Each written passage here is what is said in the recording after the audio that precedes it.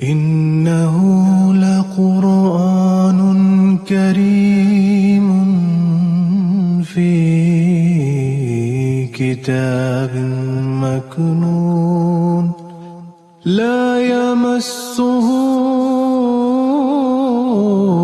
إلا المطهرون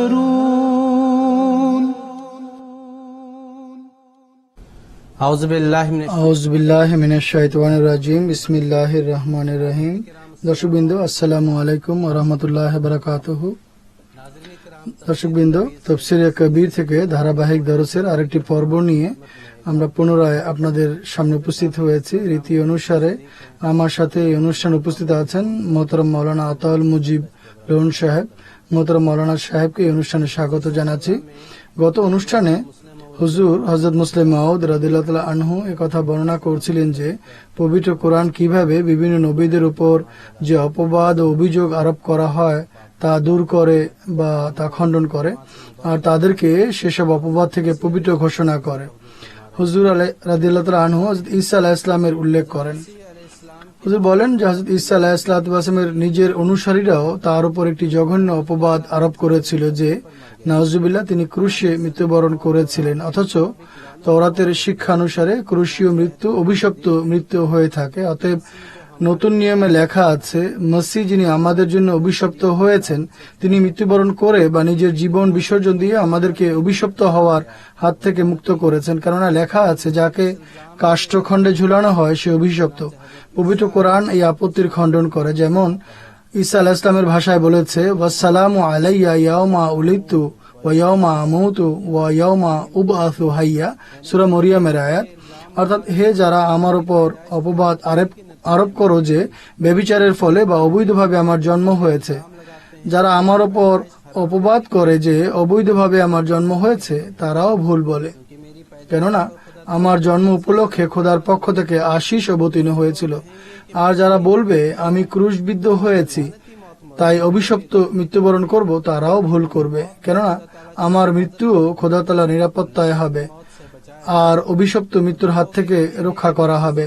আর যারা বলবে আমি অন্যদের পাপ বহন করে নাউজুবিল্লাহ মিন যালিক 3 দিন শাস্তি ভোগ করব, তারাও ভুল করবে, কেননা আমার মৃত্যুর পরে উত্থানও খোদা তাআলার আশীষ ও কল্যাণের আলোকে আরম্ভ হবে। খ্রিস্টানদের মত বা ধারণা অনুসারে হযরত মসিহর ক্রুশীয় মৃত্যুর পরে দোজখে যাওয়া মূলত তার মৃত্যু অভিসম্পাতের অধীনে হওয়া, এটি ইনজিল থেকে প্রমাণিত। এছাড়া পিতরাসের ইনজিলে লেখা আছে, কেননা মসিহও একবার নিজের পাপের কারণে কষ্ট ভোগ করেছে, অর্থাৎ পুণ্যবান জীবন দিয়েছে পাপীদের কারণে, যাতে তিনি আমাদেরকে খোদার কাছে পৌঁছাতে পারেন। তিনি দৈহিকভাবে মারা গেছেন বটে, কিন্তু আত্মিকভাবে জীবন লাভ করেছেন, যার মাধ্যমে তিনি সেসব বন্দী আত্মার কাছে গিয়ে তাদেরকে ডাকেন যারা পরবর্তীতে অবাধ্য হয়েছিল। যখন নূহের নৌকা নির্মিত হচ্ছিল সেই দিনগুলোতে খোদার ধৈর্য অপেক্ষা করছিল। ম্যাথিউ পুল রচিত বাইবেলের ব্যাখ্যায় কয়েদ বা বন্দির অর্থ করা হয়েছে দোজখ। ধর্মের পঞ্চম স্তম্ভ হচ্ছে স্বয়ং মানুষের সত্তা, কেননা তা ওহীর প্রতি ভালোবাসা। কোন কোন ধর্ম এই স্তম্ভটিকে ভূপাতিত করার চেষ্টা করেছে। উদাহরণস্বরূপ খ্রিস্ট ধর্ম বলে আদম আলাইহিসসালামের পাপের কারণে মানুষের আত্মা পাপী হয়ে গেছে এবং মানুষ প্রকৃতিগতভাবেই পাপের প্রতি আকর্ষণ রাখে।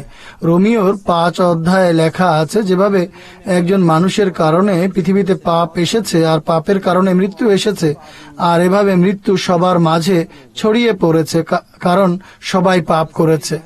আর হিন্দু ধর্ম বিশ্বাস করে যে সকল চেষ্টা প্রচেষ্টা সত্ত্বেও মানুষ পবিত্র হতে পারে না, তাই বারবার মাতৃজনিতে তাদের প্রবেশ করানো হয়। সত্যরাত প্রকাশ। পবিত্র কোরআন এসব ধর্মের বিপরীতে মানব প্রকৃতির মুক্তি ঘোষণা করে আর পবিত্রতা ঘোষণা করে আর বলে, ওয়া নাফসু ওয়া মা সাওয়াহা ফাআলহামাহা ফুজুরাহা ওয়া তাকওয়াহা কাদ আফলাহা মান যাক্কাহা ওয়া কাদ খাবা মান দাসসাহা, সূরা শামস। অর্থাৎ আমরা মানুষের নফস বা প্রবৃত্তিকে সাক্ষী হিসেবে উপস্থাপন করি যে আমরা তাকে সকল দোষ ত্রুটি থেকে পবিত্র সৃষ্টি করেছি আর তার স্বভাবে ভালো মন্দকে চেনার শক্তি নিহিত রেখেছি। কাজে যে ব্যক্তি তার আত্মাকে বাহ্যিক নোংরামি থেকে মুক্ত রাখে সে সফল কাম হয়।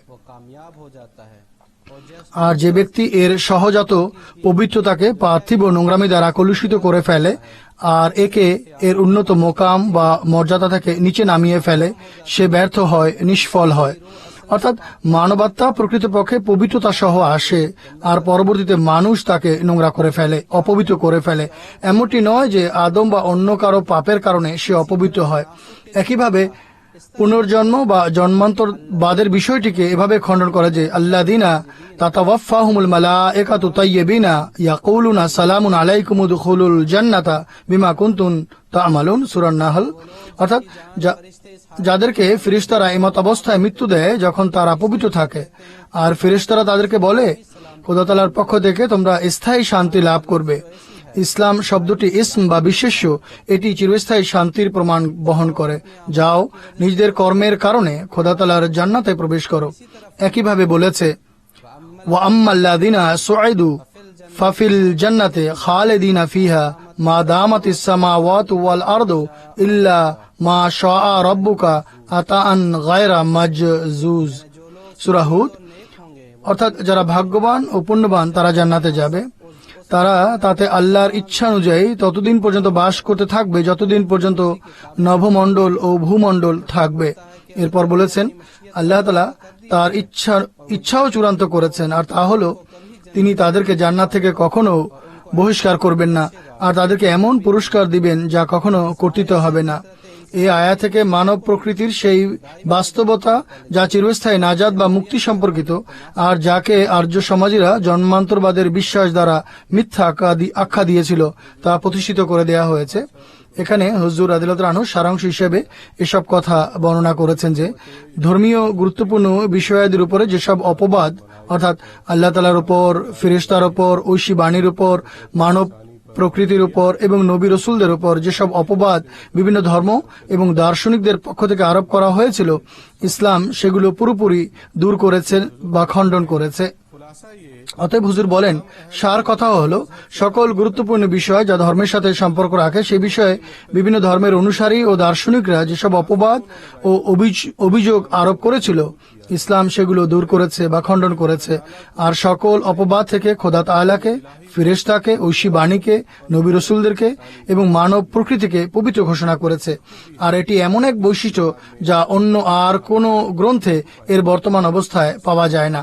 আর একমাত্র পবিত্র কোরআনই যার সকল অপবাদ ও অভিযোগ হতে সেসব পবিত্র সত্তাকে এবং নীতিসমূহকে পবিত্র করে, যা ধর্মের জন্য স্তম্ভ স্বরূপ। আর এটি এমন এক কাজ, পবিত্র কোরআন যদি এছাড়া অন্য আর কোনো কাজ নাও করত, তাহলে এই একটি কাজই অন্যান্য ধর্মের উপস্থিতি সত্ত্বেও এর, অর্থাৎ কোরআনের আবশ্যকতা প্রমাণের জন্য যথেষ্ট ছিল। এরপর হুজুর বলেন, এটি সুস্পষ্ট যে যার হৃদয়ে খোদা তাআলা সম্পর্কে কুধারণা রয়েছে আর সে তার শক্তি সামর্থ্য সম্পর্কে সন্দেহে নিপতিত, সে তার সাথে নিবিড় বা পরিপূর্ণ সম্পর্ক স্থাপন করে তার উপরন্ত ৮০ থেকে লাভবান হতে পারে না। আর যে ফেরেশতার সম্পর্কে কুধারণা পোষণ করবে সে ফেরেশতার সাথে সম্পর্ক গড়ে তাদের পবিত্র কার্যাবলী হতে উপকৃত হতে পারবে না। আর যে নবীদের অথবা তাদের মধ্যে হতে কারো প্রতি কুধারণা পোষণ করবে সে তাদের উত্তম আদর্শ থেকে লাভবান হতে পারবে না। আর যে ঐশী বাণী সম্পর্কে সন্দেহে নিপতিত থাকবে সে এর পবিত্রকরণ প্রভাব থেকে বঞ্চিত থেকে যাবে। আর যে মানব প্রকৃতি সম্পর্কে কুধারণা পোষণ করবে সে তার প্রবৃত্তিকে পবিত্র করার সংগ্রামে সেই দৃঢ়তা ও সংকল্প থেকে বঞ্চিত থাকবে যা পবিত্রতা অর্জনের জন্য অপরিহার্য। অতএব লা রায়বা ফিহে অনুযায়ী শিক্ষা প্রদান করে পবিত্র কোরআন মানুষকে পুণ্যের ঝর্ণাধারা হতে কল্যাণমণ্ডিত হওয়ার, পবিত্র আদর্শকে জীবন চলার পাথেয় বানানোর এবং অটুট প্রত্যাশাকে নিজেদের হৃদয়ে স্থান দেওয়ার এমন এক পথ উন্মুক্ত করে দিয়েছে যা তার মুক্তির নিশ্চয়তা প্রদান করে আর তার সাফল্যের মালিক হয়ে যায়। যেমনটি বলা হয়েছে, রাইবুনের আরেকটি অর্থ হল সন্দেহ। কাজেই লা রায়বা ফিহের এটিও অর্থ যে পবিত্র কোরআনের সত্যতার আরও একটি প্রমাণ। আর এর অবশ্য প্রয়োজনীয়তার একটি মূল্যবান সাক্ষী হলো এতে কোনো প্রকার সন্দেহ সংশয় নেই। যারা আরবি ভাষা সম্পর্কে অনবহিত হওয়া সত্ত্বেও পবিত্র কোরআনের উপর আপত্তি করার ক্ষেত্রে তড়া করে, তারা এই বাক্যের শুধুমাত্র এই অর্থই করেছে, এরপর এর উপর আপত্তি করে বসেছে যে পবিত্র কোরআন এই দাবি করেছে যে এতে কোনো সন্দেহের অবকাশ নেই বলে স্বয়ং নিজের সন্দেহযুক্ত হওয়ার কথা স্বীকার করেছে। কেননা কারো হৃদয়ে যদি সংশয় না থাকে তাহলে মানুষের মাথায় এই চিন্তা আসতেই পারে না যে মানুষ আমার প্রতি মিথ্যাবাদী অপবাদ আরোপ করবে। এই আপত্তির উত্তর হলো, এই যে আপত্তি করা হয়েছে, কোন কোন প্রাচ্যবিদও এই আপত্তি করে। এর উত্তর দিতে গিয়ে হুজুর আদিলত আনহু বলেন, এই আপত্তির উত্তর হলো, এই নির্বোধ আপত্তিকারী এটিও জানে না যে সূরা বাকারা মহানবী সাল্লাল্লাহু আলাইহি ওয়াসাল্লামের প্রাথমিক ওহী নয়, যে এটি মনে করা হবে যে নিজের মনের আশঙ্কার কারণে সন্দেহকে অস্বীকার করা হয়েছে, বরং এই সিরাতও মদিনা মুনাওয়ারায় অবতীর্ণ হয়েছিল, অথচ তখন পবিত্র কোরআন নাজিল হওয়ার 13 বছরের অধিক সময় পার হয়ে গিয়েছিল। আর এই সময়কালের মধ্যে কাফেররা পবিত্র কোরআন সম্পর্কে হাজার হাজার সন্দেহ ও সংশয় উপস্থাপন করেছিল। অতএব এতদিন ধরে শত্রুদের আপত্তি অভিযোগ শোনার পরও যদি পবিত্র কোরআনের এ কথা বলার অধিকার না থাকে যে সে বলে যে এতে কোনো সন্দেহের অবকাশ নেই, তাহলে এর অর্থ দাঁড়াবে যে সত্যবাদী তার কখনো এ কথা বলা উচিত নয় যে সে সত্যবাদী, নতুবা তার সত্যবাদী হওয়ার ক্ষেত্রে সন্দেহ দেখা দিবে। এই দাবি একেবারেই ভ্রান্ত। আর কখনো কোনো বিচক্ষণ একে গ্রহণ করেনি, আর কখনো কোনো সত্যবাদী এর উপর আমলও করেনি। এই পয়েন্ট বা বিষয়টি শুধুমাত্র রোমান কোরআন রচয়িতার মাথায় এসেছে, আর রেভারেন্ড ভেরি এমন একমাত্র ব্যক্তি যে এই বিবেক পরিপন্থী দাবির সত্যায়ন করার সুযোগ পেয়েছে। হুজুর বলেন, কিন্তু পরিতাপ, এই উভয় যাজকের কখনো নিজেদের ধর্মীয় গ্রন্থ অভিনিবেশ সহকারে পাঠ করার সুযোগ ঘটেনি। তারা যদি অভিনিবেশ সহ নিজেদের ধর্মীয় গ্রন্থ পাঠ করত তাহলে তারা জানতে পারত যে তারা এই আপত্তি পবিত্র কোরআনের সত্যতার বিরুদ্ধে করছে না, বরং স্বয়ং নিজেদের গ্রন্থের বিরুদ্ধেই করছে। সুতরাং নিম্নোক্ত উদ্ধৃতি, যা অনেক উদ্ধৃতির মধ্য থেকে নির্বাচিত কয়েকটি, এটি প্রমাণ করে যে হুবহু একই ধরনের প্রবাদ বাইবেলেও বর্ণিত হয়েছে। এরপর হুজুর বিভিন্ন দৃষ্টান্ত দেন। হিতোপদেশের দৃষ্টান্ত হুজুর উপস্থাপন করেন, যাতে লেখা আছে, আমার মুখের সব কথাই সত্য, এর মধ্যে কোনো বক্রতা নেই। এরপর জিসায়ের উদ্ধৃতি দিয়েছেন হুজুর, আমি খোদাবন্দ সত্য বলছি আর সত্যতার কথা বলছি বা সততার কথা বলি। এরপর হুজুর তামতাউসের উদ্ধৃতি দিয়েছেন, একথা সত্য ও পরিপূর্ণরূপে গ্রহণযোগ্য। এরপর হুজুর আরেকটি উদ্ধৃতি দিয়েছেন, একথা সত্য। এরপর হুজুর অন্য একটি উদ্ধৃতি দিয়েছেন, একথা সত্য এবং যথার্থ। এরপর এসব উদ্ধৃতির বরাতে হুজুর বলেন, এসব উদ্ধৃতি মূলে এটি সুস্পষ্ট যে নিজের সত্যতার উপর জোর দেওয়ার জন্য, তাকিদ দেওয়ার জন্য বাইবেলের নতুন ও পুরাতন উভয় নিয়ম হুবহু পবিত্র কোরআনের মতোই বাক্য ব্যবহার করেছে। আর এসব প্রবাদ ব্যবহারের ফলে যদি এটি প্রমাণ হয় যে বক্তা তার সত্যতা সম্পর্কে সন্দেহে নিপতিত, তাহলে এই সন্দেহ অনেক বেশি বাইবেলের নতুন ও পুরাতন উভয় নিয়মের রচয়িতাদের হৃদয়ে পাওয়া যেত। কিন্তু সত্য কথা হলো, এই আপত্তি না বাইবেলের ক্ষেত্রে প্রযোজ্য আর নাই পবিত্র কোরআনের বেলায়। কেননা যখন বিভিন্ন সন্দেহ সংশয় উপস্থাপন করা হয়, তা মূলত নিজের দাবির সত্যতার উপর জোর দেওয়ার জন্য, তাগিদ দেওয়ার জন্য করা হয়। এমন বাক্যাবলীর ব্যবহার সন্দেহের প্রতি নয়, বরং বিশ্বাসের প্রমাণ বহন করে। এছাড়া পবিত্র কোরআনে এসব বাক্য প্রাথমিক সূরায় বর্ণনা করা হয়নি, বরং এক দীর্ঘকাল বিরোধিতার পর ব্যবহার করা হয়েছে। উপরোক্ত উত্তর বাস্তবতার নিরিখে দেয়া হয়েছে, নতুবা আমার দৃষ্টিতে এই গ্রন্থে, যা আলেমুল গায়েব বা অদৃশ্যের খোদার পক্ষ থেকে অবতীর্ণ হয়েছে, যদি এর শুরুতেও এমন বাক্যাবলী পাওয়া যায় তাহলে তা কোনরূপ সন্দেহের প্রমাণ বহন করে না। কেননা বান্দা যদিও জানে না যে তার দাবি মানুষ কোন দৃষ্টিতে দেখবে, কিন্তু খোদা তাআলা তো জানেন যে তার অবতীর্ণ বাণীর প্রতি মানুষ কিরূপ ব্যবহার করবে, আর তিনি তার জ্ঞানের ভিত্তিতে এমন বাক্যাবলী শুরুতেই ব্যবহার করতে পারেন। আর এমনটি করা তার অর্থাৎ খোদার সন্দিহান হওয়ার প্রমাণ বহন করে না, বরং তার আলেমুল গায়েব হওয়ার প্রমাণ বহন করবে। উপরোক্ত উত্তরগুলো এই বিষয়টি স্বীকার করিয়ে দিয়েছে বা মানতে বাধ্য করেছে যে লা রায়বা ফিহে বাক্যটি কেবলমাত্র পবিত্র কোরআনের সত্যতাকে সমর্থন করার জন্য ব্যবহৃত হয়েছে। কিন্তু আমার মতে রায়বুনের অর্থ যদি শুধুমাত্র সন্দেহ করা হয়, তাহলে এমতাবস্থায়ও এটি শুধুমাত্র সত্যের প্রতি জোরালো তাকিদ স্বরূপ ব্যবহৃত হয়নি, বরং নিজের মাঝে আরো অধিক সত্যতা ধারণ করে, যা পবিত্র কোরআনের সত্য হওয়ার বিষয়ে অকাট্য দলিল প্রদান করে। অতএব এতে কোনো সন্দেহ নেই, এ কথার একটি অর্থ এই বাণী অবশ্যই সত্য, আর এর দ্বিতীয় অর্থ হলো এতে সন্দেহপূর্ণ কোনো কথা নেই। আমি অভিধানের আলোকে প্রমাণ করেছি যে রাইবুন সেই সন্দেহকে বলা হয় না যা গবেষণার ক্ষেত্রে সহায়ক আর যার উপর জ্ঞানের উন্নতির ভিত্তি, বরং রাইবুন সেই সন্দেহকে বলা হয় যা অনর্থক বা কুধারণা নির্ভর। আর এসব অর্থের নিরিখে এতে কোনো সন্দেহের অবকাশ নেই। বাক্যর অর্থ হবে, পবিত্র কোরআনে এমন কোনো কথা নেই যা কুধারণা ও সত্যকে অস্বীকার করা সম্পর্কিত, অর্থাৎ এতে যেসব বিষয় বর্ণিত হয়েছে তা গবেষণালব্ধ, তা ধারণাপ্রসূত নয়। আর এই বিষয়টি সুস্পষ্ট যে পবিত্র কোরআনের এই দাবি যে এতে যেসব বিষয় বর্ণিত হয়েছে তা গবেষণালব্ধ, ধারণাপ্রসূত নয়, এটি কোনো সাধারণ দাবি নয়, বরং এই দাবি যদি সত্য প্রমাণিত হয় তাহলে এর মাধ্যমে পবিত্র কোরআনের সত্যতা সম্পর্কে একটি জোরালো সাক্ষীও পাওয়া যায়। অতএব আমরা দেখি কোরআনে যেসব বিষয়ে বর্ণিত হয়েছে তার অনুকূলে দলিল প্রমাণ দেয়া হয়েছে।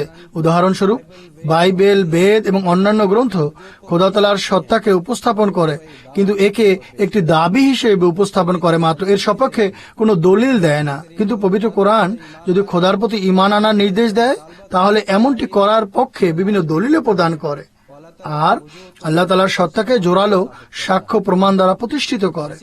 একইভাবে সে অর্থাৎ কোরআন যদি ফেরেশতার উপর ঈমান আনার নির্দেশ দেয় তাহলে ফেরেশতার অস্তিত্ব সম্পর্কেও প্রমাণ প্রদান করে।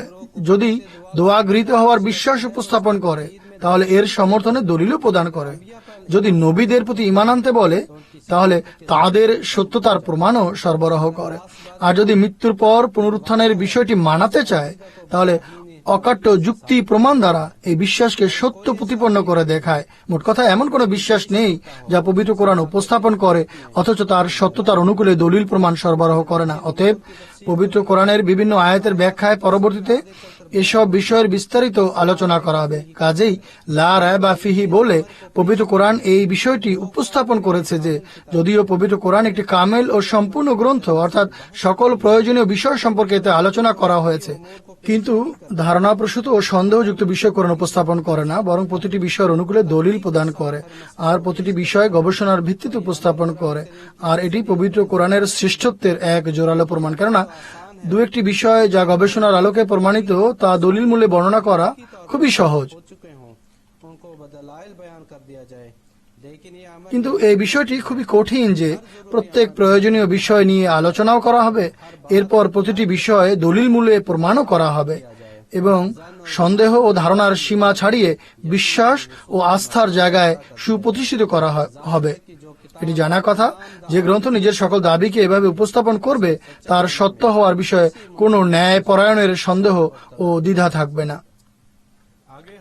এরপর হযরত মুসলিম মাউদ রাদিয়াল্লাহু আনহু লা রায়বা ফিহে যে বাক্যটি রয়েছে এর এই অর্থ করেছেন যে এটি সর্বশেষ হেদায়েত যা আল্লাহ তাআলা পবিত্র কোরআন আকারে নাজিল করেছেন।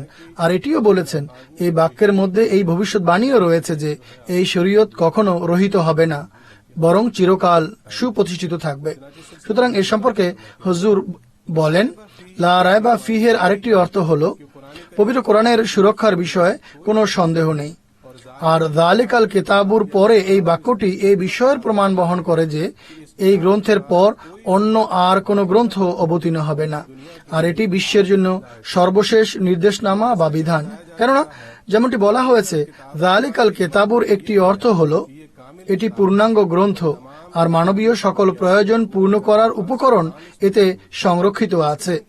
এ ধরনের গ্রন্থের পর অন্য কোনো গ্রন্থ তখনই অবতীর্ণ হতে পারে যখন তা সুরক্ষিত না থাকবে। কেননা দুটি পরিস্থিতিতেই নতুন আইন বা বিধানের প্রয়োজন দেখা দেয়। প্রথমত, যদি প্রথম আইন বা বিধানের মধ্যে কোনো খুঁত থাকে আর কোনো এক সময় গিয়ে তা মানুষের প্রয়োজন পূরণে অসমর্থ হয়ে পড়ে, অথবা এমন অবস্থায় প্রথম আইন বা বিধানটি যদি পৃথিবী থেকে পুরোপুরি বা আংশিক রূপে হারিয়ে যায় আর সেটিকে পুনরায় প্রতিষ্ঠা করার প্রয়োজন দেখা দেয়।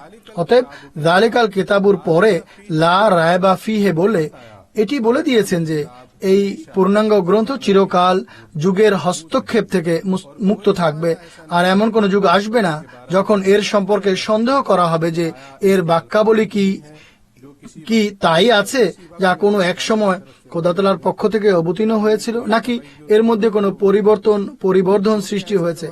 আর যেহেতু এর অর্থাৎ কোরআনের উপর এমন কোন যুগ আসবে না যে এই গ্রন্থ রহিত হয়ে যাবে, আর ভবিষ্যতের সকল যুগে এর আলোকেই মানুষকে আধ্যাত্মিক জীবন যাপন করতে হবে।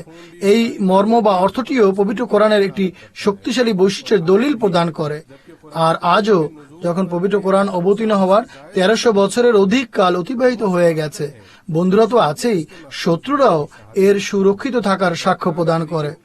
আর পবিত্র কোরআন আভ্যন্তরীণ ও বাহ্যিকভাবেও এমন সাক্ষ্য বহন করে যা এর সুরক্ষিত থাকার সাক্ষী। যেমন স্যার উইলিয়াম মুইরের মতো মানুষও এর সম্পর্কে সাক্ষ্য প্রদান করে যে there is otherwise every security, internal and external, that we possess the text which Muhammad himself gave forth and used. অর্থাৎ আমাদের কাছে সব ধরনের নিশ্চয়তা রয়েছে, আভ্যন্তরীণ এবং বাহ্যিক সাক্ষ্যেরও। অর্থাৎ এই গ্রন্থ যা আমাদের কাছে আছে তা সেটি যা স্বয়ং মোহাম্মদ সাল্লাল্লাহু আলাইহি ওয়াসাল্লাম বিশ্ববাসীর সামনে উপস্থাপন করেছিলেন আর যা ব্যবহার করতেন। Life of Mohammad. পবিত্র কোরআনের এই শ্রেষ্ঠত্ব এমন যা অন্যান্য গ্রন্থের মোকাবেলায় এর প্রয়োজনকে দিবালোকের ন্যায় প্রমাণ করে দেয়, কেননা যে বাণীর সুরক্ষার বিষয়ে সন্দেহ দানা বাঁধে তার উপর আমল করার জন্য মন সায় দেয় না, আর ধর্ম পালনের জন্য পরিপূর্ণরূপে মন পরিষ্কার হওয়া আবশ্যক, মনের সাক্ষ্য আবশ্যক।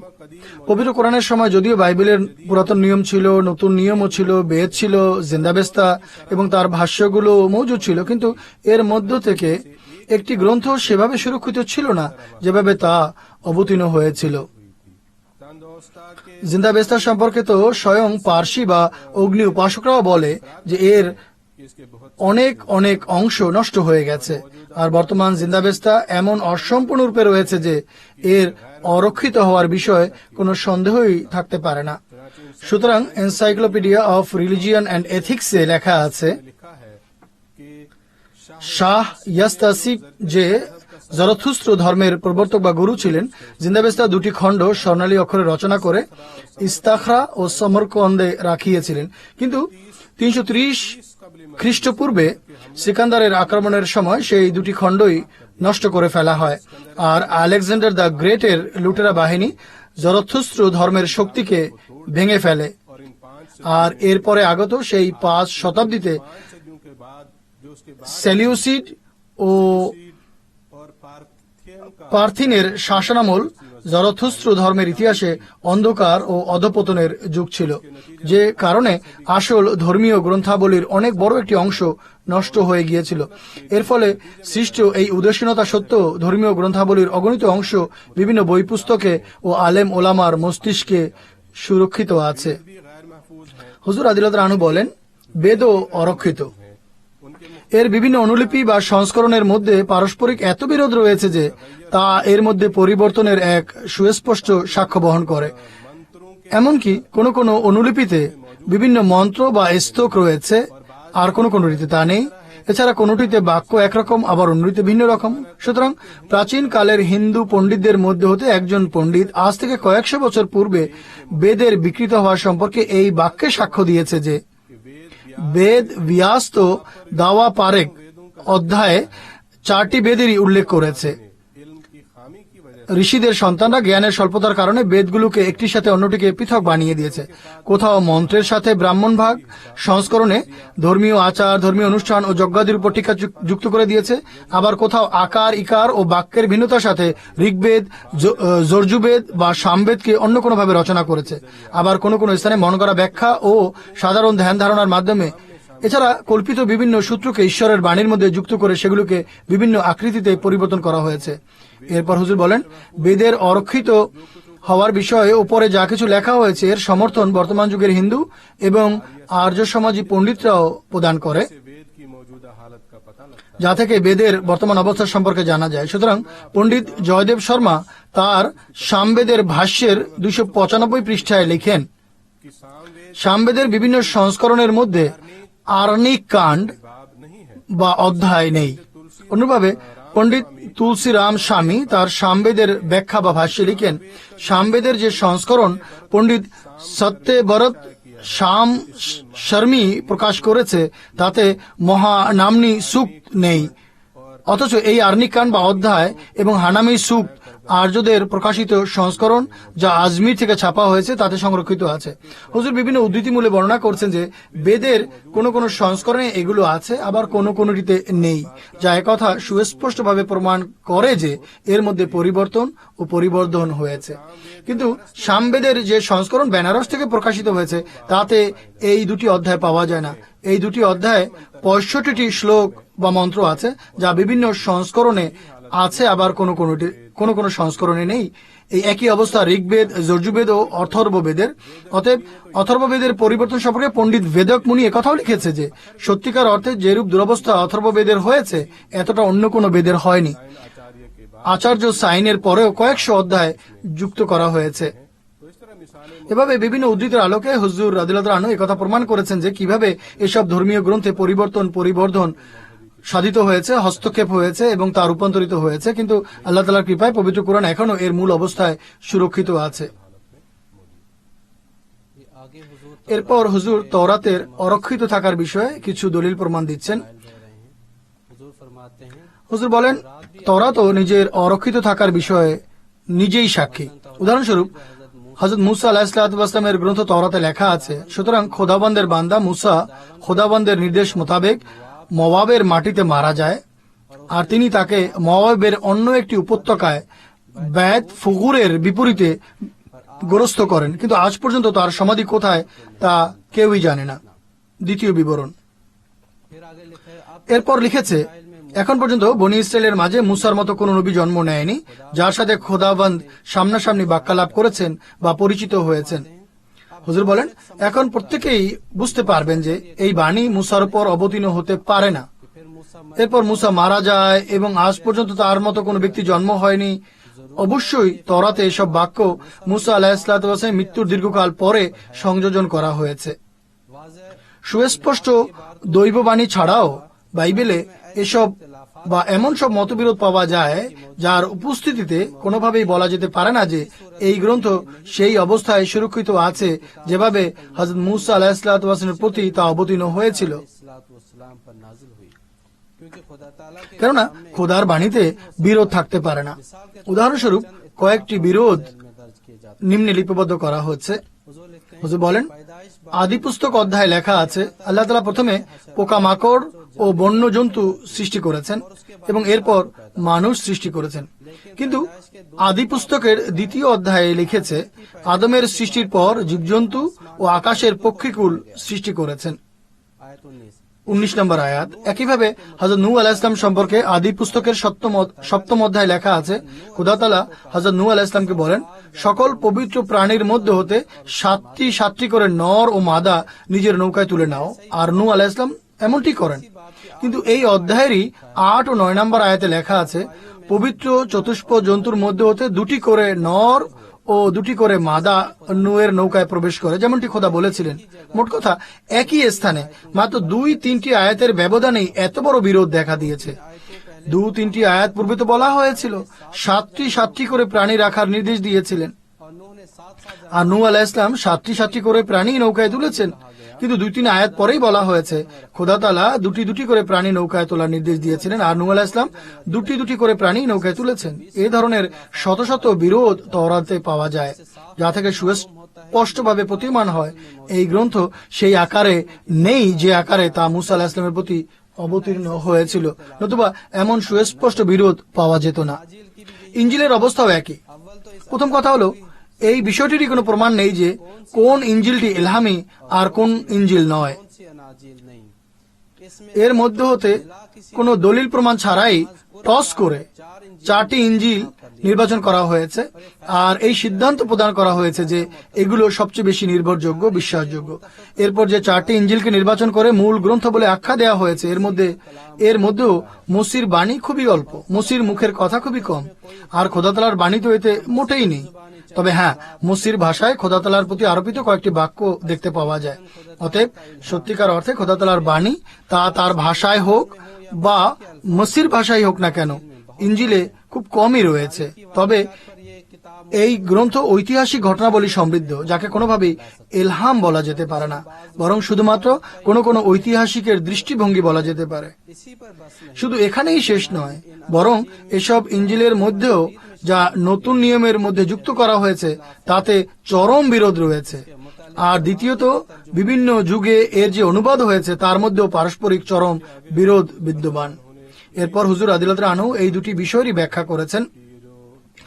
ইঞ্জিলের খণ্ডগুলোর মধ্যেও বিরোধ দেখতে পাওয়া যায়, এর অনুবাদের মধ্যেও বিরোধ পরিলক্ষিত হয়। এর ব্যাখ্যা করতে গিয়ে হুজুর রাদিয়াল্লাহু আনহু বলেন, প্রথম দাবির সমর্থনে নিম্নোক্ত উদাহরণগুলো উপস্থাপন করা হয়। মথির 10ম অধ্যায় লেখা আছে, হযরত মসীহ আলাইহিস সালাম তার হাওয়ারীদের বা সাহাবীদের এই উপদেশ প্রদান করেন যে সোনা, রূপা এবং তামা তোমাদের কোমর বন্ধে রাখবে না, না পথের জন্য কোনো ঝুলি বা থলে, না দুটি জামা, না জুতা এবং লাঠিও নিবে না। কিন্তু মার্কের 6ষ্ঠ অধ্যায়ে হযরত মসীহ আলাইহিস সালামের উপদেশকে এই বাক্যে বর্ণনা করা হয়েছে যে, আর নির্দেশ দেওয়া হয়েছে সফরের জন্য লাঠি ছাড়া অন্য কোনো কিছু নিবে না, না ঝুলি, না লাঠি, আর নাই নিজের কোমর বন্ধে অর্থ করি, কিন্তু জুতা পরো, তবে দুটি জামা পরিধান করবে না। এটি কিরূপ সুস্পষ্ট বিরোধ। মথির বর্ণনা হলো, মসি বলেছে না জুতা পরবে না লাঠি নিবে। মার্ক বলে মসি বলেছে যে লাঠি ছাড়া কিছুই নেবে না, তবে জুতা অবশ্যই পায়ে দাও। অনুরূপভাবে মথির 27 নম্বর অধ্যায়ে লেখা আছে, হযরত মসিহকে ক্রুশবিদ্ধ করার সময় তার দুজন ক্রুশবিদ্ধ সঙ্গী তিরস্কার করে আর ধিক্কার জানায়। মার্কের 15 নম্বর অধ্যায়েও এর সমর্থন রয়েছে। কিন্তু লুকের 23 নম্বর অধ্যায়ে লেখা আছে, এই চোরদের মধ্যে হতে একজন, যাকে তার সাথে ক্রুশবিদ্ধ করা হয়েছিল, সে তাকে ভৎসনা করে, আর অপরজন ভৎসনা তো করেইনি, বরং যে হযরত ঈসাকে ভৎসনা করেছিল তাকে তিরস্কার করে। সুতরাং লেখা আছে, এই দুজন ক্রুশবিদ্ধের মধ্যে একজন চোর মসিহকে বলে, যদি তুই মসিহ হয়ে থাকিস তাহলে নিজেকে এবং আমাদেরকে রক্ষা কর। অপরজন তাকে তিরস্কার করে উত্তর দেয়, তুই কি খোদাকেও ভয় করিস না? যে অবস্থায় এই শাস্তি পাচ্ছিস তারপরও তুই খোদাকে ভয় করিস না? এরপরে লেখা আছে, সে ঈসাকে বলে, হে খোদাবন্দ, যখন তুমি বাদশাহত লাভ করবে তখন তুমি আমাকে স্মরণ রেখো। তখন ঈসা তাকে বলেন, আমি তোকে সত্য বলছি যে আজ তুই আমার সাথে বেহেশতে থাকবে। একইভাবে মার্কের 15তম অধ্যায় লেখা আছে, তৃতীয় প্রহরে মসিহকে ক্রুশবিদ্ধ করা হয়। কিন্তু যোহনের 19তম অধ্যায় লেখা আছে, 6ষ্ঠ প্রহর পর্যন্ত মসিহ পিলাতের আদালত বা কাচারিতেই ছিল। অনুরূপভাবে মথির 27তম অধ্যায় লেখা আছে, ইহুদা ইস্করিওতি যে ঈসা আলাইহিস সালামকে ধরিয়ে দিয়েছিল, সে গলায় দড়ি দিয়ে আত্মহত্যা করেছিল। কিন্তু এমালের 11তম অধ্যায় লেখা আছে, সে উপুর হয়ে পড়ে যায় আর তার পেট ফেটে যায় এবং তার সব নাড়ি ভুঁড়ি বাইরে বের হয়ে আসে। একইভাবে হযরত মসীহ আলাইহিস সালামকে ক্রুশবিদ্ধ করার পরের দিন সম্পর্কে ইঞ্জিলে বিস্ময়কর বিরোধ পরিলক্ষিত হয়। যোহনের 20তম অধ্যায় লেখা আছে, শনিবারের পরের দিন অর্থাৎ রবিবার মরিয়ম মগদলিনী সমাধিতে আসে। কিন্তু মথির 28তম অধ্যায় লেখা আছে, সাবাতের পরে অর্থাৎ রবিবার পা ফেটে যাওয়ার পর মরিয়ম মগদলিনী এবং আরেক মরিয়ম তার সমাধি দেখতে আসেন, অর্থাৎ সমাধিতে দুজন মহিলা এসেছিলেন। মার্কের 16তম অধ্যায়ে এ সম্পর্ক বিরোধ করা হয়েছে আর বলা হয়েছে, রবিবার মরিয়ম মগদলিনী অর্থাৎ ইয়াকুবের মা মরিয়ম এবং সলোমি অর্থাৎ 3 জন মহিলা সমাধিতে এসেছিলেন। কিন্তু লুকের 24তম অধ্যায়ে বলা হয়েছে, মরিয়ম মগদলিনী, ইউহান্না এবং ইয়াকুবের মা মরিয়ম এবং অন্যান্য মহিলারা সাথে ছিল, আর তারা সবাই মিলে সমাধিতে গিয়েছিলেন। মোট কথা, এক ইঞ্জিল অপর ইঞ্জিলের বিরুদ্ধে বয়ান দিচ্ছে। যোহন এক মহিলার যাওয়ার কথা বলে, মথি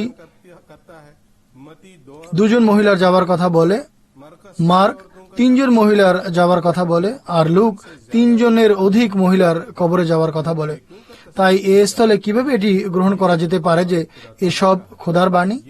এটি এবং এ ধরনের অনেক বিরোধ ইঞ্জিলের মধ্যে পাওয়া যায়, যা প্রমাণ করে বর্তমান ইঞ্জিল সন্দেহ ও সংশয়ের ঊর্ধ্বে নয়। ইঞ্জিলের এসব অভ্যন্তরীণ মতবিরোধ উপস্থাপনের পর হুজুর ইঞ্জিলের মধ্যে যে পরিবর্ধন বা প্রক্ষেপণ হয়েছে বা হস্তক্ষেপ হয়েছে তার কয়েকটি দৃষ্টান্ত হুজুর বর্ণনা করেন। হুজুর বলেন, দ্বিতীয় দাবির সমর্থনে নিম্নোক্ত দৃষ্টান্তগুলো উপস্থাপন করা হয়। মথির 17তম অধ্যায় 21 নম্বর আয়াতটি এমন ছিল যে, কিন্তু দোয়া ও রোজা ছাড়া এ ধরনের ভয় ভীতি থেকে উদ্ধার পাওয়া যায় না। 1930 সনের পূর্বেকার সকল ইঞ্জিলে এই আয়াতটি বিদ্যমান ছিল, কিন্তু 1930 এবং এর পরের সব ইঞ্জিল থেকে এই পুরো আয়াতটি সরিয়ে ফেলা হয়েছে। হুজুর বলেন, এর পরের ইঞ্জিল থেকে এই পুরো আয়াত বের করে দেওয়া হয়েছে। মথির 19তম অধ্যায়ের 17 নম্বর আয়াতের বাক্যাবলী পূর্ববর্তী ইঞ্জিলে এভাবে ছিল, তুই আমাকে কেন পুণ্যবান বলিস? কিন্তু 1930-এর ইঞ্জিলে এই বাক্যকে পরিবর্তন করে এভাবে লেখা হয়েছে, তুই আমার কাছে পুণ্য সম্পর্কে কেন জিজ্ঞেস করিস? মথির 23তম অধ্যায়ে 14 নম্বর একটি আয়াত ছিল, যার বাক্যাবলী ছিল, হে কপট, ফকিহ ও বিচক্ষণগণ, তোমাদের জন্য পরিতাপ, বিধবাদের বাড়িঘর তোমরা গ্রাস করো, প্রতারণার উদ্দেশ্যে দীর্ঘ নামাজ পড়ো, এ কারণে তোমরা বেশি শাস্তি পাবে। 1930-এর সংস্করণ থেকে এই পুরো আয়াতটি সরিয়ে ফেলা হয়েছে।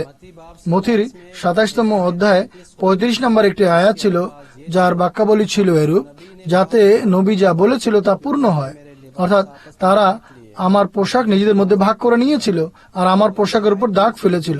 কিন্তু 1930 সনের সংস্করণে এই আয়াতের উপস্থিতি নেই। যোহনের 5ম অধ্যায়ে 4 নম্বরে একটি আয়াত ছিল, যার বাক্যাবলী ছিল এরূপ, যেহেতু ফেরেশতা অনেক সময় এই চৌবাচ্চায় অবতীর্ণ হয়ে এই পানি সঞ্চালিত করত, এবং পানি সঞ্চালিত হওয়ার পর যে কোনো রোগে আক্রান্ত ব্যক্তি যদি প্রথমে এতে নামতো, এর ফলে সে নিরাময় হয়ে যেত, আরোগ্য লাভ করত। 1930 এবং পরবর্তীতে প্রকাশিত ইঞ্জিলের সমস্ত সংস্করণ থেকে এই আয়াত একেবারেই বের করে দেওয়া হয়েছে। যোহনের 7ম অধ্যায় 53 নম্বর আয়াত থেকে 8ম অধ্যায়ের 11 নম্বর আয়াত পর্যন্ত মির্জাপুর থেকে প্রকাশিত সংস্করণে মজুদ আছে, কিন্তু রোমান অক্ষরের সংস্করণের টিকায় লেখা আছে 7ম অধ্যায়ের 53 আয়াত থেকে নিয়ে 8ম অধ্যায়ের 11 নম্বর আয়াত পর্যন্ত বাক্যাবলী অধিকাংশ হস্তলিপির সংস্করণে পাওয়া যায় না। খ্রিস্টান আলেম ওলামার নিজেদের স্বীকারোক্তি হলো, কতক আয়াত যা ইঞ্জিলে লিপিবদ্ধ ছিল তা মূলত ইঞ্জিলের অংশ ছিল না, আর পুরনো সংস্করণের পারস্পরিক বিরোধ যে কতক আয়াত কোন কোন সংস্করণে পাওয়া গেলেও কোন কোন রীতি নেই। এই বিষয়টি একথা সুস্পষ্ট ও প্রাঞ্জল বহন করে যে বর্তমান যুগের ইঞ্জিল সন্দেহ ও সংশয় থেকে মুক্ত নয়, বরং একথার সুনিশ্চিত ও অকাট্য প্রমাণ যে এটি মিশ্রণ বা প্রক্ষেপণ থেকে সুরক্ষিত নয় বা বিকৃতি থেকে নিরাপদ নয়, আর স্বয়ং খ্রিস্টানদের অধিকাংশের মতে পরিবর্তিত ও প্রক্ষিপ্ত। অতএব এমন গ্রন্থের উপস্থিতি সত্ত্বেও যা খোদা তাআলার প্রতি আরোপ করা হলেও নিশ্চিত রূপে এমন একটি গ্রন্থের প্রয়োজন ছিল যার প্রতিটি শব্দ সুনিশ্চিত ও অকাট্য হবে, আর শত্রুমিত্র সবাই এর সুরক্ষার বিষয়ে স্বীকৃতি প্রদান করবে। অতএব এই প্রয়োজনকে পূর্ণ করেছে পবিত্র কোরআন, আর এই আয়াতে এই বিষয়ের প্রতি ইঙ্গিত করা হয়েছে।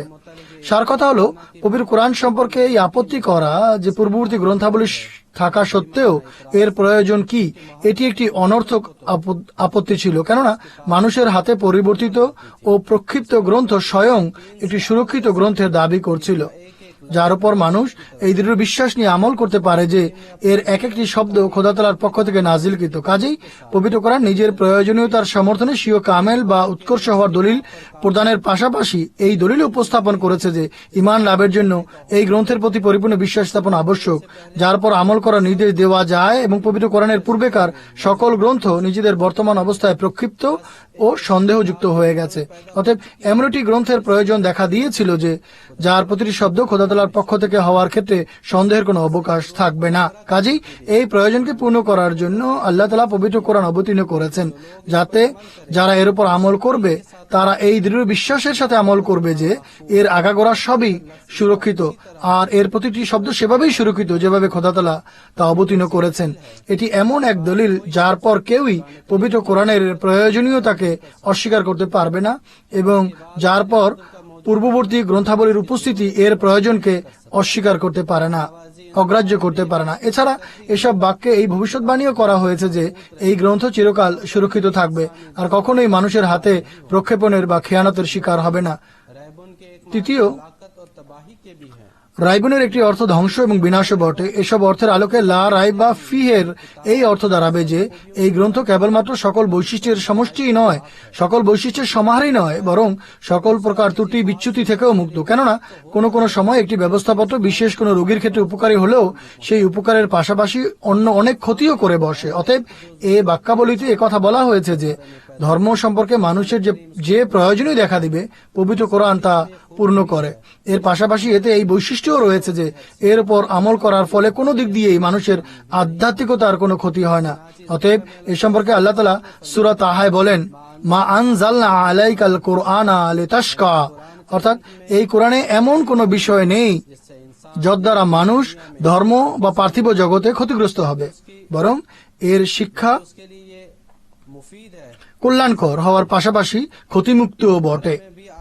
এই সম্পর্কেও সামনের দিকে তফসিরে অগণিত দৃষ্টান্ত তুলে ধরা হবে ইনশাআল্লাহ। হুজুর বলছেন, যার থেকে জানা যাবে পবিত্র কোরআনে এমন কোনো কথা নেই যার দ্বারা মানুষের আধ্যাত্মিকতা ও নৈতিকতার ক্ষতি হতে পারে, বরং কোরআনের 16 আনা কল্যাণই কল্যাণ, আর এই বিষয়টিও একে অন্যান্য গ্রন্থের উপর এক মহান শ্রেষ্ঠত্ব প্রদান করে। এরপর হুজুর রাদিয়াল্লাহু আনহু রাইবুনের একটি অর্থ করেছেন হাজাতুন। এর আলোকে তিনি বলেছেন যে এর অর্থ হবে এমন কোন ধর্মীয় প্রয়োজন নেই যা পবিত্র কোরআনে বর্ণিত হয়নি, বরং ধর্মীয় প্রয়োজনের নিরিখে সকল বিষয়াদি পবিত্র কোরআনে বর্ণিত হয়েছে। এ বিষয়ে রাইবুনের চতুর্থ অর্থ বর্ণনা করতে গিয়ে হুজুর বলেন, রাইবুনের চতুর্থ অর্থ করা হয়েছে হাজাতুন।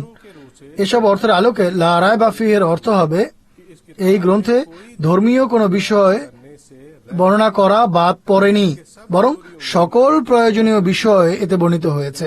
অতএব এই মাহাত্ম্য পবিত্র কোরআনে পাওয়া যায়, আর সেটি এমন এক কামেল ও পূর্ণাঙ্গ গ্রন্থ, মানুষের এমন কোনো প্রয়োজন নেই যে সম্পর্কে এতে সুস্পষ্ট শিক্ষা সংরক্ষিত নেই। কোনো বিশ্বাসগত, কর্মগত, নৈতিক, অর্থনৈতিক ও সামাজিক বিষয় নেই যে সম্পর্কে পবিত্র কোরআনে আলোচনা করা হয়নি, আর এই সম্পর্কে বিশদ নির্দেশনা না দেয়া হয়েছে। বরং আকারে সংক্ষিপ্ত হওয়া সত্ত্বেও পবিত্র কোরআনের সকল আবশ্যকীয় বিষয় এমন ভাবে আলোকপাত করা হয়েছে যে মানুষ আশ্চর্য হয়ে যায়, বিস্মিত হয়, আর একে পবিত্র কোরআনের একটি মহান নিদর্শন বা মুজিজা হিসেবে মানতে বাধ্য হয়। এই বৈশিষ্ট্যের প্রতি শুরু থেকেই এর শত্রুদেরও দৃষ্টি নিবদ্ধ ছিল।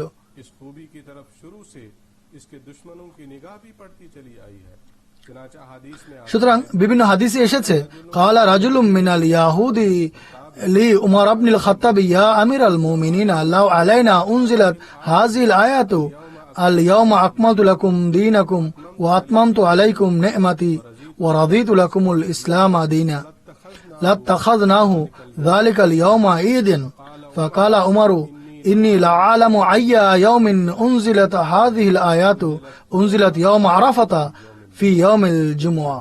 তিরমিজির হাদিস এটি। অর্থাৎ হযরত ওমর রাদিয়াল্লাহু আনহুর সাথে এক ইহুদির সাক্ষাৎ হয় এবং সে বলতে আরম্ভ করে, আমাদের উপর যদি এই আয়াত অর্থাৎ আল ইয়াউমা আকমালতু লাকুম দীনাকুম অবতীর্ণ হতো, যাতে একথা বলা হয়েছে যে পবিত্র কোরআনে এমন কোন ধর্মীয় বিষয় নেই যা বর্ণনা করা হয়নি, বরং সকল প্রয়োজনীয় বিষয় এতে বর্ণিত হয়েছে, আর পবিত্র কোরআন পূর্ণাঙ্গ কিতাব বা পূর্ণাঙ্গ গ্রন্থ, তাহলে যেদিন এই আয়াত অবতীর্ণ হয়েছিল সে দিনটিকে আমরা ঈদ হিসেবে নির্ধারণ করতাম আর আনন্দ উদযাপন করতাম, এজন্য যে আমাদের শরীয়ত পূর্ণাঙ্গ শরীয়ত। হযরত ওমর রাদিয়াল্লাহু আনহু উত্তরে বলেন, আমার খুব ভালোভাবে স্মরণ আছে যে কবে এবং কোথায় এই আয়াত অবতীর্ণ হয়েছিল। এই আয়াত হজের দিনগুলোতে আরাফাতের ময়দানে জুমার দিন অবতীর্ণ হয়েছিল। মোট কথা, তোমরা তো একদিন উদযাপন করতে, একদিন ঈদ উদযাপন করতে, কিন্তু সেদিন আমাদের জন্য দুটি ঈদ ছিল, একটি হলো জুমার দিন আর দ্বিতীয়টি হলো আরাফাতের দিন। একইভাবে আরেকটি বর্ণনায় আছে, হযরত ইবনে আব্বাস রাদিয়াল্লাহু আনহু আল ইয়াউমা আকমালতু লাকুম দীনাকুম আয়াতটি পাঠ করেন, আর তার নিকটেই একজন ইহুদি দাঁড়িয়েছিল। সে তাকে বলে, এই আয়াত যদি আমাদের প্রতি অবতীর্ণ হতো তাহলে আমরা সেদিন ঈদ উদযাপন করতাম বা ঈদ পালন করতাম। হযরত ইবনে আব্বাস রাদিয়াল্লাহু আনহু উত্তরে বলেন, এই আয়াত অবতীর্ণ হয়েছিল এমন দিনে যেদিন দুটি ঈদ একত্রে ছিল। এটিও তিরমিজির হাদিস। এরপর হুজুর বক্তব্যের সারাংশ টানতে গিয়ে বলেন, সার কথা হলো লা রায় বা ফিহের মধ্যে শুধুমাত্র এই বিষয়ের প্রতি গুরুত্ব আরোপ করা হয়নি যে এই বাণী সত্য আর এতে কোনো সন্দেহ বা সংশয় নেই, বরং রায়েবের অর্থসমূহের প্রতি দৃষ্টিপাত করে এতে একথাও বলে দেয়া হয়েছে যে এক, এতে কোনো সত্যের অস্বীকার নেই, বরং সকল সত্যের স্বীকৃতি দেয়া হয়েছে, আর ধর্মের সকল প্রয়োজনীয় বিষয়ের উপর থেকে অপবাদ ও কুধারণা অপসারণ করা হয়েছে। দ্বিতীয়, এতে কোনো প্রকার ধারণাপ্রসূত ও সন্দেহপূর্ণ কথা নেই, বরং প্রতিটি কথা দলিল মূলে বর্ণনা করা হয়েছে। নাম্বার 3, এই বাণী সুরক্ষিত এবং অকাট্য আর চিরকাল সুরক্ষিত থাকবে।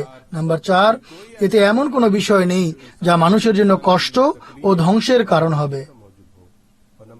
নাম্বার 5, এতে সকল প্রয়োজনীয় বিষয় বর্ণনা করা হয়েছে, আর এমন কোনো ধর্মীয়, নৈতিক, সামাজিক, অর্থনৈতিক, রাজনৈতিক প্রভৃতি বিষয় নেই যার সম্পর্কে এতে পূর্ণাঙ্গ শিক্ষা না দেয়া হয়েছে। এভাবে শেষ দিকে রায়বুন শব্দের সকল অর্থের সারাংশ হুজুর আদিলত রানু বর্ণনা করেছেন। জাযাকুমুল্লাহ তাআলা আহসানুল জাযা। দর্শকবৃন্দ, এরই সাথে আমাদের অনুষ্ঠানের সময় শেষ হয়ে যাচ্ছে। ধারাবাহিক অনুষ্ঠানের পরের পর্ব নিয়ে আমরা আবার আপনাদের সামনে উপস্থিত হব। ততক্ষণ পর্যন্ত অনুমতি চাইছি। আসসালামু আলাইকুম ওয়া রাহমাতুল্লাহি ওয়া বারাকাতুহু।